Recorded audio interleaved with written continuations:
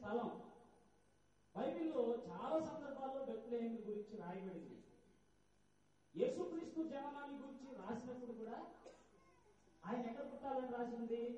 బెత్లెహేములో పుట్టాలి. ఎందుకు బెత్లెహేములో పుట్టాలి? మనందరం అనుకుంటాం యేసయ్య బెత్లెహేములో పుట్టాడు. ఎందుకు పుట్టాడు యేసయ్య? 800 సంవత్సరాల క్రితం మీకా ప్రవక్త ప్రవచించాడు. ఏమని? ఇశ్రాయేలీయులను పరిపాలించేవాడు బెత్లెహేము నుంచి వస్తాడు. బెత్లెహేము గురించి బైబిల్లోనే రాసింది, దానికి అంత ఇంపార్టెన్స్ లేదు. ఇంకా స్పష్టంగా చెప్పాలంటే ఎందుకు యేసయ్య బెత్లెహేములో పుట్టాలి అంటే, యేసయ్య దావీదు వంశం వాడు అవ్వాలి అంట. దావీదుని గురించి రాసేటప్పుడు బైబిల్లో చాలా స్పష్టంగా రాశాడు, బెత్లెహేమీయుడైన దావీదు, దావీదు వంశస్థుడు, దావీదు వంశమందు ధన్యుడు జన్మించాడమ్మ. చక్కని పాట కూడా రాసింది కదా, దావీదు వంశమందు ధన్యుడు జన్మించినమ్మా. చక్కని పాట కదా. దావీదు వంశంలో ఆయన పుట్టాల. బైబిల్ అద్భుత సత్యం ఏంటంటే యేసుక్రీస్తు జన్మలోనే ఆయన సత్యదేవుడని నిరూపించబడ్డాడు. బైబిల్లో ఒక అద్భుతమైన సత్యం ఏంటో తెలుసా? బైబిల్ సత్యాలు ఒక అద్భుతమైన సత్యం.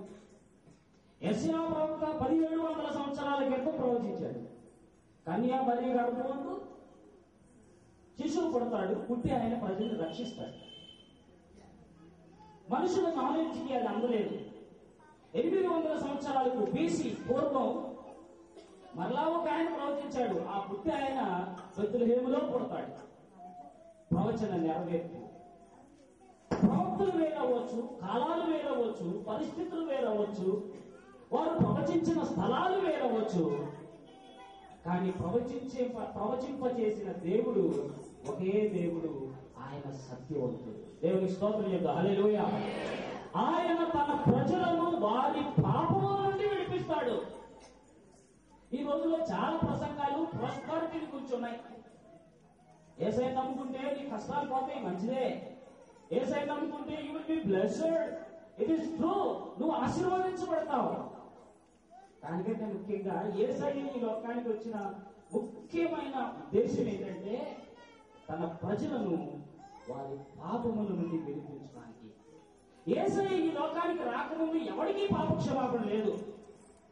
ప్రతి సంవత్సరానికి ఒకసారి గొర్రెలు, మేకలు, వారి పావురాల్లో వారి స్తోమతను బట్టి ఆ దేవాలయానికి వెళ్ళి యాజకుడికి ఇస్తారు. యాజకుడు వాటిని బలిస్తాడు. ఆ బలిచ్చిన తర్వాత రక్త ప్రోక్షణం తీసుకొచ్చి మీ అందరికీ పాప విమోచన కలుగుతుంది అని వాళ్ళ మీద చల్లుతాడు. వాళ్ళందరూ మనసులో నెమ్మది కలిగినట్టుగాను పాపక్షమాపణ కలిగినట్టుగా ఫీల్ అవుతారు. కానీ మళ్లీ సంవత్సరం వచ్చేసరికి మళ్లీ గొర్రె అవసరం, మళ్లీ సంవత్సరం వచ్చేసరికి మళ్లీ మేకలు అవసరం, మళ్లీ సంవత్సరం వచ్చేసరికి మళ్లీ పావురాలు అవసరం వారి పాపాలను పోగొట్టుకోవడానికి. అందుకే దేవుడే ఒక ప్రత్యేకమైనటువంటి ప్రణాళికలు సిద్ధం చేశాడు. ఏంటంటే దేవుడే ఈ లోకానికి దిగి రావాలనుకున్నాడు. ఆయన దైవ కుమారుడై ఉండి దేవునితో ఉండటం సమానమని ఆయన అనుకోకుండా నరులను ఆయన ప్రేమించాడు. ఒకవేళ ఈ నరులందరి కొరకు యేసుక్రీస్తు రాకపోతే ఏమైంది? ఎంతమంది దేవుడు, ఎంతమంది ప్రవక్తలు ఉండగా యేసు ప్రభు వాళ్ళు అవసరమా? చాలా మందికి సందేహం కూడా కలగవచ్చు. అవసరమే. ఎంతమంది రాజులు వచ్చినా, ఎంతమంది యాజకులు వచ్చినా, ఎంతమంది ప్రవక్తలు వచ్చినా వారు పరిశుద్ధులుగా జన్మించలేదు. యేసుక్రీస్తు జన్మను గురించి రాయబడినప్పుడే కన్యమరితో బైబిల్లో స్పష్టంగా చెప్తున్నాడు, అమ్మా మరియమ్మ పుట్టబోయే శిశువు పరిశుద్ధుడై ఉంటాడు.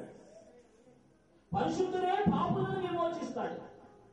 ఎవడో పాపం లేదో, ఎవడు నీతిమంతులుగా ఉన్నాడో వాడే అనీతిమంతులను నీతిమంతులుగా చేయగలుగుతాడు. కాబట్టి దేవుడు తప్ప ఈ మనుషులను పాపం నుంచి విడిపించడానికి ఎవరికీ అర్హత లేదు. ఎందుకు చూసినా అందరికీ లోపాలు ఉన్నాయి. ప్రతి మానవుడు పాపంలో పుట్టినవాడే కనుక మనుషులను పవిత్రులుగా చేయలేడు.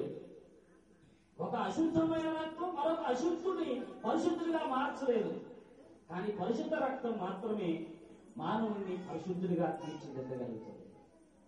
ఎవరినో వెతికాడు, ఎంతో మంది ప్రవక్తలు పంపించాడు మారు మనసు పొందడం కోసం.